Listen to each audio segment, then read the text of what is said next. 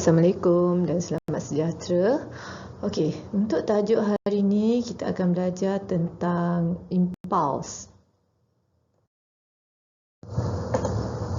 Okey, daya impuls. Okey, apa itu daya impuls? Okey, daya yang bertindak dalam satu selang masa yang singkat. Contohnya, daya yang dihasilkan semasa pelanggaran. Masa pelanggaran tu ada satu daya yang dikenali sebagai daya impuls.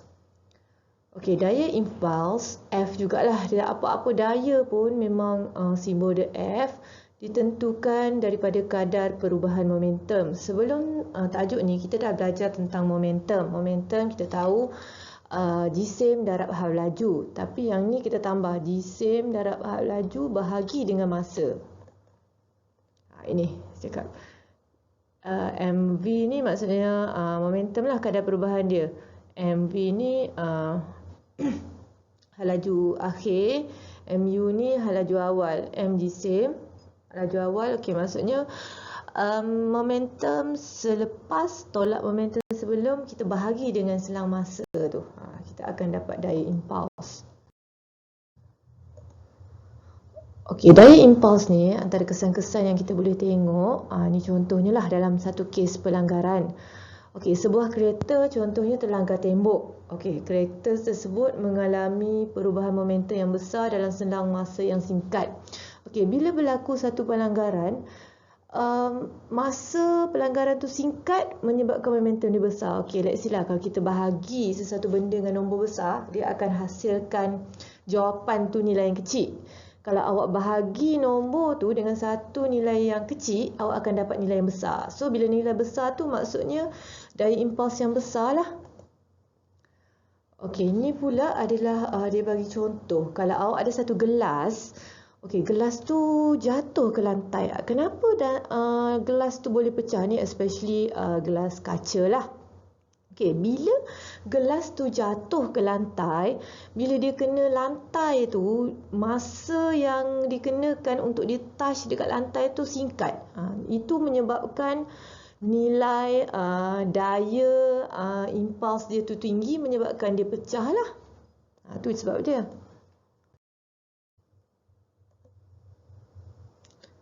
Okey, contoh lain daya impuls ni, okey, contohnya tembakan sebuah peluru yang mengenai sasaran. Kalau sebelum ni kita belajar tentang tembakan kan.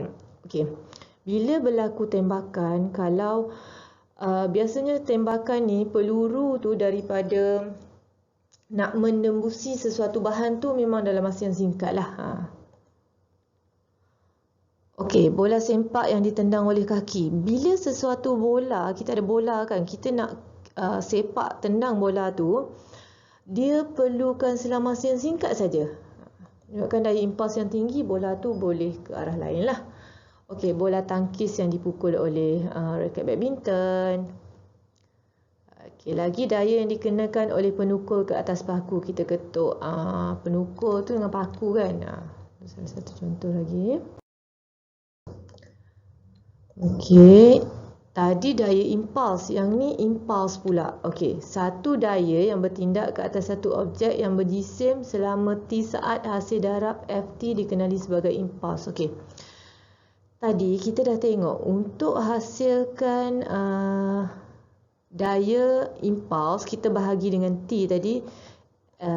F sama dengan mv tolak mu bahagi T kan. Okey, sekarang T ni kita naikkan ke atas ni. Tadi daya impuls. Sekarang kalau bila Ft ni impuls saja. Boleh beza ya.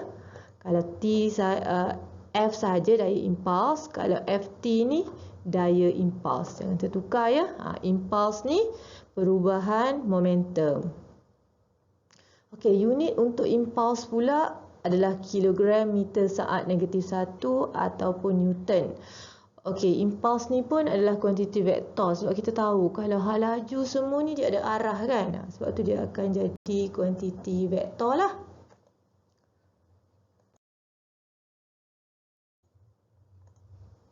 Okey, bagaimana cara kita nak kurangkan daya impuls ni? Okey, contoh yang pertama, kereta. Okey, reka bentuk kereta mempunyai ciri-ciri keselamatan untuk mengurangkan kecederaan penumpang ataupun pemandu yang ada dalam kereta tu semasa berlaku pelanggaran. Sebab bila daya impuls yang tinggi boleh menyebabkan kecederaan dan seterusnya kematian. Tetapi ciri-ciri tertentu keselamatan yang ada dalam kereta ni dia mengurangkan kecederaan macam itulah. Okey, tilam yang tebal dengan permukaan yang lembut digunakan untuk acara lompat tinggi. Okey, kita tahu lompat tinggi dia perlu melompat dengan ketinggian tertentu dan akan jatuh ke lantai kan. Okey, bahagian bawah lantai tu akan diletakkan tilam. Tilam yang diletakkan tu tebal sebab bila tilam tebal, okey, jarak tilam tu bila seseorang atlet tu jatuh dekat tilam tu, punggung dia nak terkena dekat lantai tu, jika dia guna tilam yang tebal tu, makan masa lah. So, dia dapat meningkatkan jumlah masa tu dan akan mengurangkan daya impuls lah.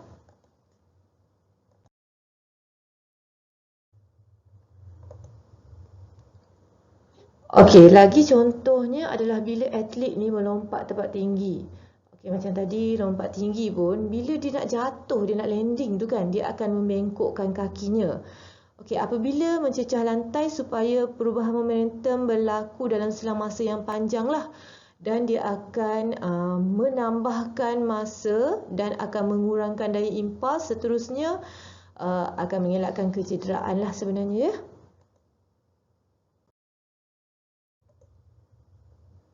Okey, ni contoh dalam permainan bola sepak, bola keranjang, baseball, semua ni contohnya ada satu contohnya baseball lah. Bila bola tu nak sampai dekat pemain tu, dia akan gerakkan tangannya ke belakang sikit.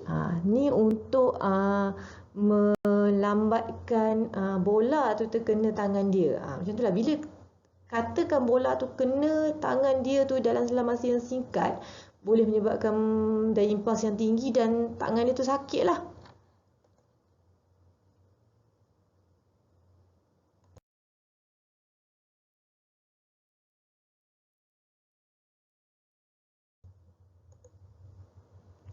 Okey, contohnya kalau kita beli makanan lah kat pasar raya ke apa, contoh yang makanan raw material yang mudah pecah ni seperti telur atau alat-alat elektrik ni, dia akan dibungkus dengan satu bahagian lain lagi untuk lindungi dia. Macam telur, kita ada satu macam sarung khas lah dia letak kan. Kalau barang-barang elektrik, dia akan bungkus dengan polistrin. Macam kita beli TV semua tu kan, sebelum dimasukkan ke kotak, dia akan keliling dengan polistrin. Kenapa? Sebab ini akan menyerap dan mengurangkan daya impuls lah. Maksudnya kalau TV tu terjatuh ke apa, daya tu diserap oleh polistrin tu dan mengelakkan rosak lah TV tu.